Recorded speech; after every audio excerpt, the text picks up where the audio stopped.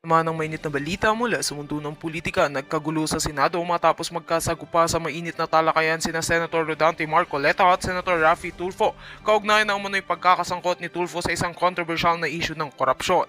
Sa gitna ng budget hearing, hindi pinalampas ni Marcoleta ang pagkakataon na questionin ng ilang anomalya na umano'y konektado sa mga proyekto na may kaugnayan sa opisina ni Tulfo. Maging ang mga kapwa-senador ay napaupo ng tuwid sa biglaang pagsabog ng akusasyon. Ayon kay Marcoleta, may mga dokumentong nag-uugnay umano sa ilang transaksyon kung saan napunta sa isang kumpanyang konektado sa isang kaanak ni Tulfo ang malaking pondo mula sa mga proyektong pangkomunidad. Mariin naman itong itinanggi ni Tulfo at sinabing paninira lamang ito upang siraan ang kanyang reputasyon at gawing kahina-hinala ang kanyang integridad bilang mambabatas. Gayunpaman, tumindi ang tensyon ng magsagupa ng dalawa sa harap ng media at publiko. Dagdag pa ni Marcoleta, hindi lamang umano ito simpleng pagkukulang kundi malinaw na indikasyon na irregularidad na dapat imbestigahan ng mas malalim. Giit niya, obligasyon niyang ilantad ang lahat ng nakikita niyang katiwalian kahit sino pa ang sangkot, maging kapwa-senador. Samantala, naninindigan si Tulfo na handa siyang harapin ng anumang investigasyon upang patunayan ang kanyang pagiging malinis at tapat sa serbisyong publiko. Sa kabila ng mainit na bangayan, nananawagan ng ilang mambabatas at civic groups na paigtingin ng transparency at accountability sa Senado. Umiikot na ngayon sa social media ang mga video clip ng pagtatalo na nagdulot ng matinding diskusyon sa publiko. Nananatiling palaisipan kung saan hahantong ang isyong ito, ngunit malinaw na matindi ng patindi ang tensyon sa pagitan ng dalawang senator. At yan nga ang mga balita ang ating pagkakatutukan, at kung bago ka pa lamang sa aking channel ay huwag kakalimutang mag-like, share and subscribe para updated ka sa aming mga bagong balita dito sa Tatak Pinas.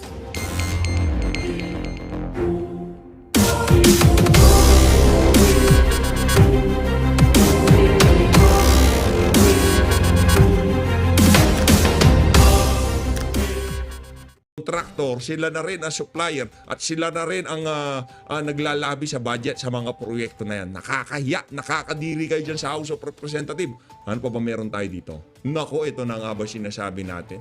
Ito mga ganitong klaseng litanya, ito yung mga gusto kong pinag-uusapan. Ha? Ito, base ho dito kay Representative Egay Arice. Ito si Arice, oh, patawa. Patawa ho itong si Arice. We are barking at the wrong tree. Hindi yung flood control ang pangunahing problema. Yung solid waste management. Boom. Boom. Bakit? Kasi umuulan ng basura. We're barking at the wrong tree daw. Hindi daw ang flood control ang problema. Ang problema ho mga kababayan, yung solid waste management. Ibig sabihin, umuulan ng basura. Nanggagaling sa mga sa mga clouds yung basura. Hindi natin malaman kung paano natin itatapon, ganun ho ba yun? Kasi pagkakaalam ko, tubig yung bumababa. Ngayon yung tubig nag-a-accumulate, sobrang dami. Kahit na anong solid waste management mo, kung napakarami ng tubig, sa ayaw, sa gusto mo, babaha. Tama, mali. Hindi ko alam kung saan nanggagaling ito kaisipan ni Arice na to na we're barking at the wrong tree. Hindi raw ang problema ang flood control. So kakaumpisa pa lang ng inyong pagdinig diyan sa House of Representatives, meron na kagad kayong ibang sinisisi. Anak ng tokwa. Yaan ba ang sinasabi ni Marcos Jr. na mahiya naman kayo? Paano mahihiya yan, mga walang hiyayan? Ewan ko sa iyo, Arice. Hindi ko alam saan mo ginagaling yung mga banat mo na yan. Eto pa ho mga kababayan. Kailangan na ho kasi natin pasadahin to. Kasi pag hindi natin pinasadahan, matatambakan tayo. The House of Representatives on Monday elected an official and chairperson of various committees. Yeda Romualdez, Isabel Zamora, Yeda Romualdez, others get key house post. Ganyan nung kawalang Di ba? Ang mga magkakamag-anak na yan, mga Zamora, Ortega, sila na lang. Kaya ang sinasabi ho natin dito mga kababayan, magkaroon ng revolusyon sa paraan ng pagboto ng ating mga kababayan. Ika nga, dapat revolusyon pagka may halalan na wag nang iboto yung mga walang hiyang politikong kagaya ng mga nababanggit natin na to. Hindi revolusyon na mag-aklas sa pamahalaan, revolusyon sa pagboto. Revolusyon sa pagpili ng mga kandidato. Yun hong atin dito mga kababayan. Ano pa ba meron tayo dito? Eto na nga ba sinasabi ko? Teka, nawala. Ano kung nagpipray yan? Ako nagpipray na naman. Ayun. Ayun, ito na ho mga kababayan.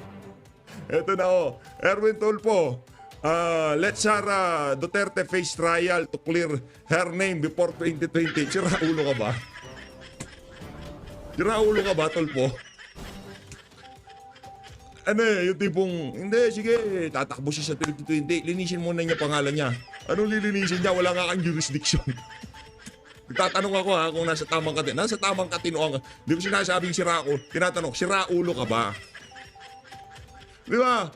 Brad, in the first place, wala kang jurisdiction. Meron tayo sa February 2026 para maghain ng panibagong impeachment. Pagka okay na lahat ng proseso, sige, pag-usapan natin.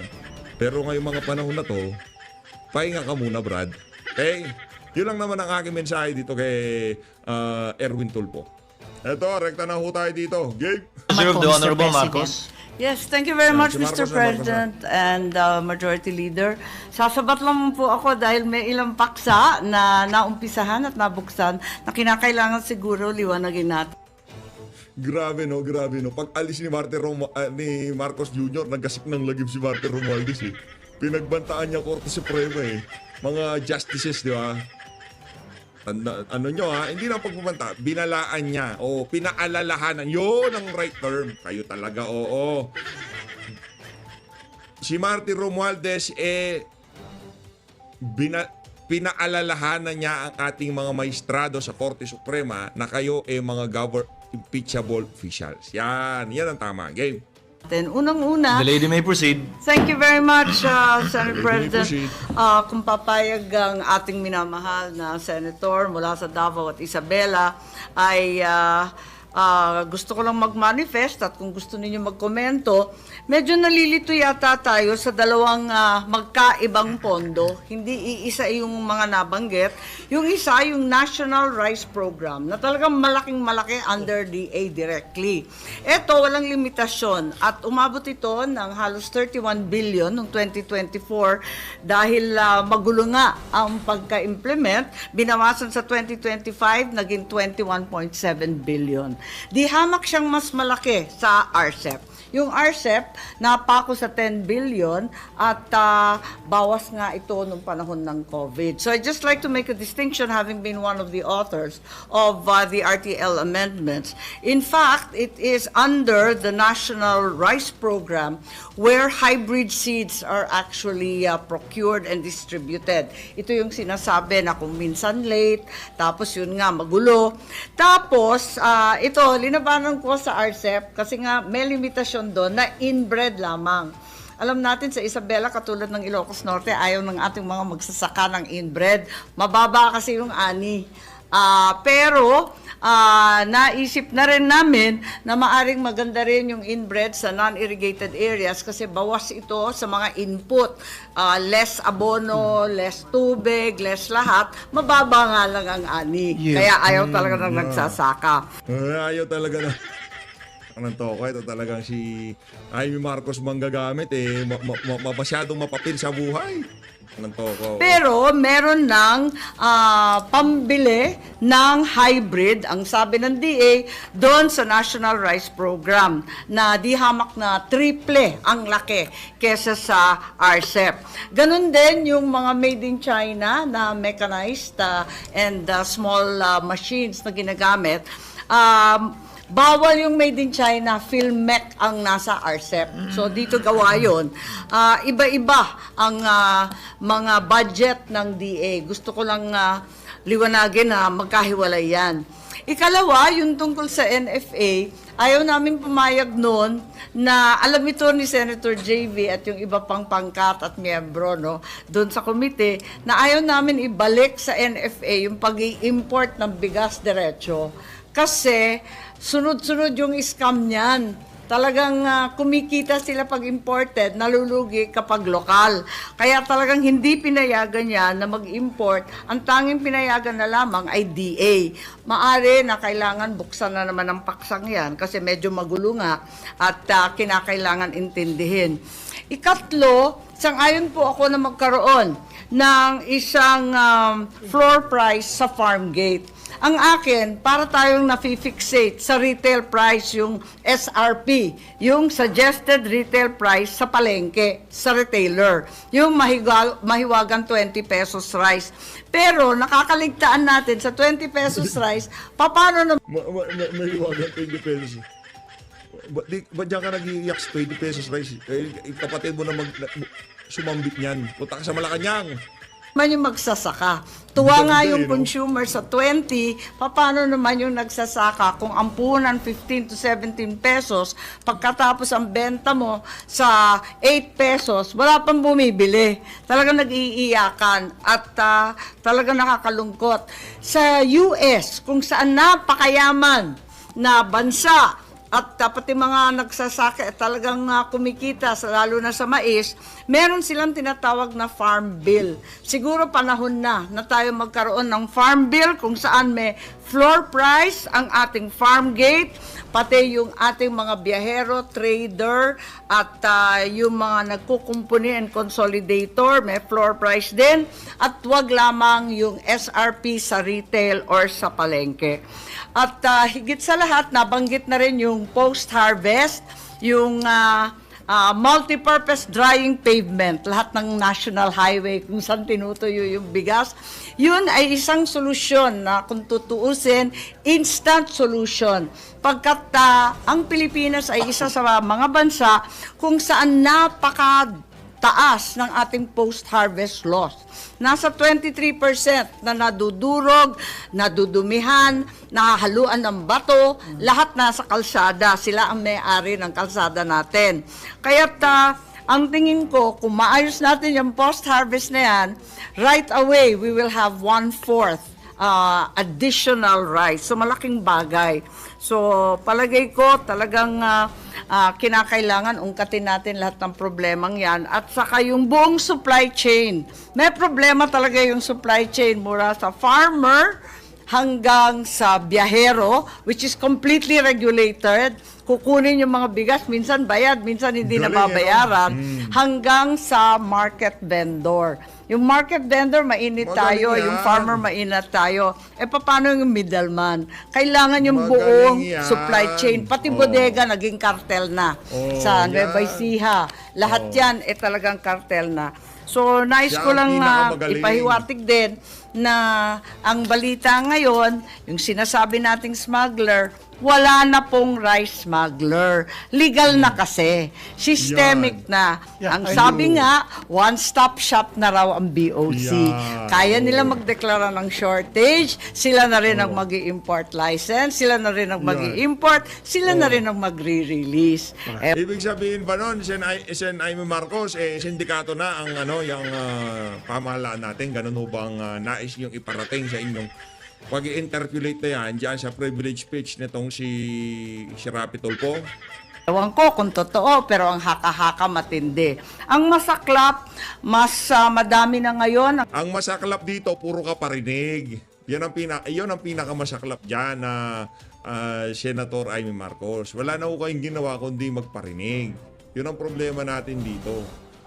Pinakamasaklap dito, alam nyo na, meron ng impormasyon, meron mga kung sino man ang nagchuchuchay nyo, pero ano pa rin, parinig pa rin kayo dyan sa Senado.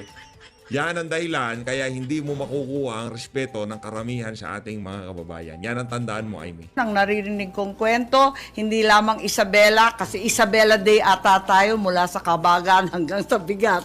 Isabela Day today.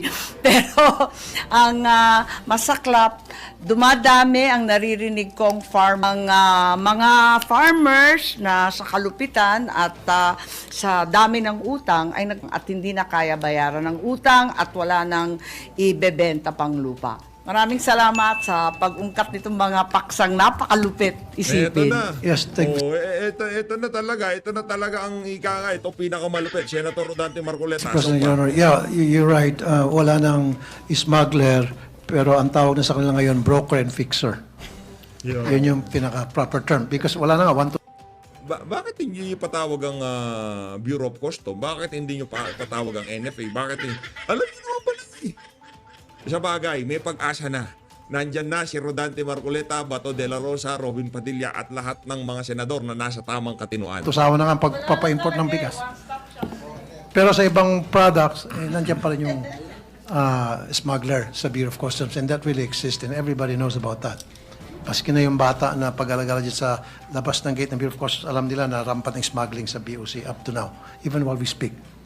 Thank you. Mr. President. Majority Floor Leader. Thank you. Mr. President, next to interpolate is the distinguished gentleman from Tarlac and the province of Rizal, no other than Senator Rodante Marcoleta. I move that he be recognized, Mr. President. Senator Marcoleta is recognized for his interjections. You may proceed, sir. Thank you very much, Mr. President. I wonder if our colleague is still able to accommodate a few questions despite... Yes, Mr. President, Your Honor. Okay. Thank you very much, Mr. President, Your Honor. Ang sarap mapanood nitong si Senator Rodante Marcoleta dito sa Senado. Dito kasi alam naman ng mga kasama natin sa PH update yung nasa House of Representative pa rin siya. Nung nasa House of Representative siya nung huling kongreso, inano ho siya doon yung tipong masyado ho siyang inalipusta. Merong pa tayong pwedeng gamitin na termino kaso parang ang pangit na masyadong pakinggan. Yun, masyado siyang inalipusta. Pinagtatanggal siya sa mga committee membership niya, chairmanship niya, vice chairmanship niya. Pinagtatanggal ho siya. Wala ho siyang boses. Pinipilit niya, sumasali siya kahit hindi na siya kahit hindi na siya kasali, pilit pa rin siya sumasali. Pero dito sa isa na to, wala na ika nga iba na to. Senate na to di ba? Wala wala nang Joel Chua na magsasabi sa kanya na hindi na kayo membro ng komite. Yan. Your Honor, alam po ba ninyo ang nakakain ng isang Pilipino na bigas sa loob ng isang taon? Nako, I don't have that mabigat yan, data, Mr. President, Your Honor. Nako po. According to the Philippine Statistics Authority, ang isang Pilipino po, ang tawag po nila rito ay per capita consumption of rice. 122 kilos daw po ang nakakain ng isang Pilipino sa loob ng isang taon. Sa mga tuwid, kinuwenta ko po Galing siya 122 kilos times 115 million Filipinos divided by 20 something kasi para makita po natin per metric tons. Ang national consumption po pala, base po sa kwenta ko, Mr. President, 14 million metric tons of rice. Ito po ay 2024. Nagtataka po ako bakit binase nila sa 115 million Filipinos. Marami pa po namang mga sanggol Hindi pa naman kumakain ng bigas yung mga yun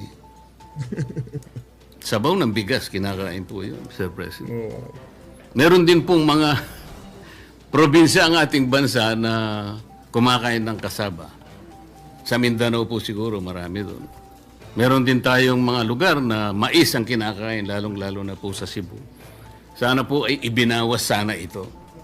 Ganun pa man, kahit na aminin po natin, Mr. President, na sa official record po ng PSA, ang atin pong consumption ay 15.5 million metric tons. Dinagdagan pa nga ng 1 milyon Sa kwenta ko 1 milyon at kalahati. Tinanong ko rin po yung production natin ng the same year.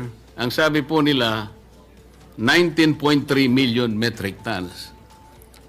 So, ang sabi ko po, kukunti naman pala yung consumption natin. Mas malaki pa pala yung pinroduce natin, 19.3 million metric tons.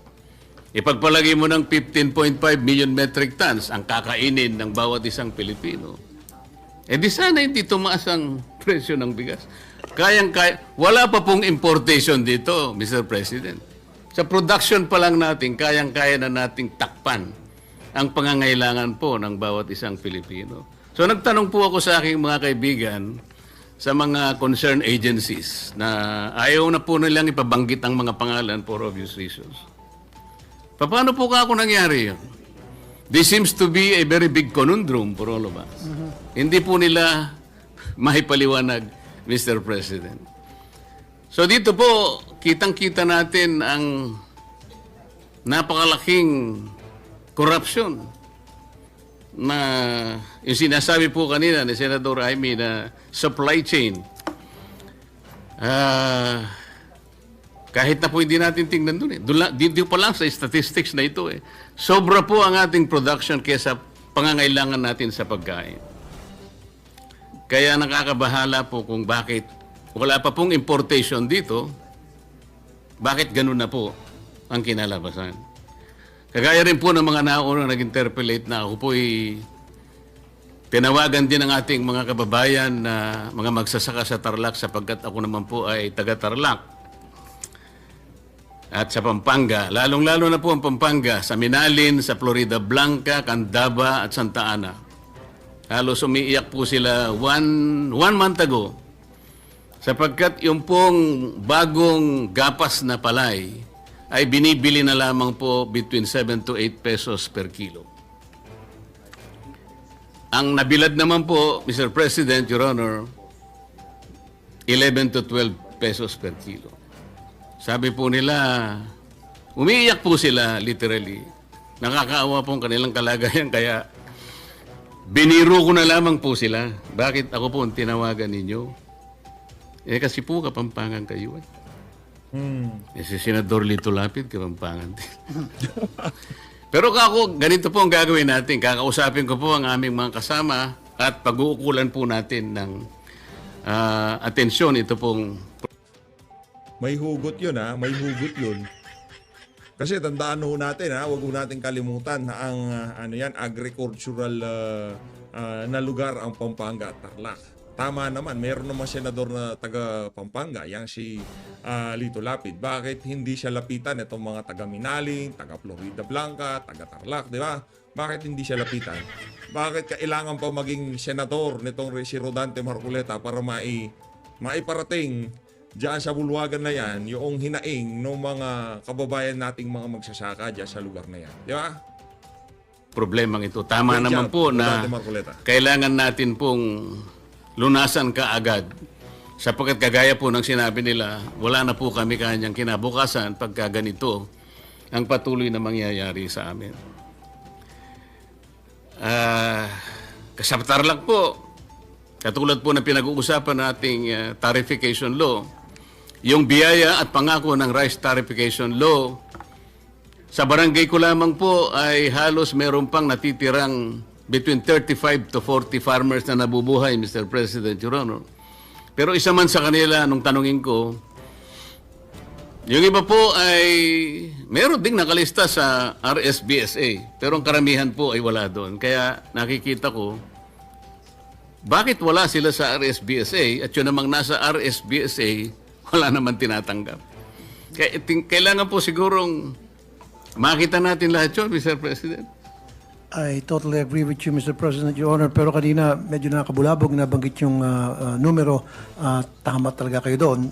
Kung totoo yun, 14 million metric tons lang kailangan 115 Filipinos to makukonsume na rice in a year versus 19 million metric tons ang pinoproduce natin sa ating bansa na bigas. Ba't pa tayo mag-import? So that has to be investigated, Mr. President. Sa kanila po galing yung statistics, Mr. President. That is correct. That has to be investigated thoroughly. Kung tama ba yung figures, then What is the pleasure of the Honorable Pangilinan? With the permission of Senator Marcoleta Nako, and Senator... Ito na. Yung umaastang magsasaka na nagtatanim ng pichay. Tagadilig ng mga alagang pechay ni Ate Xiao.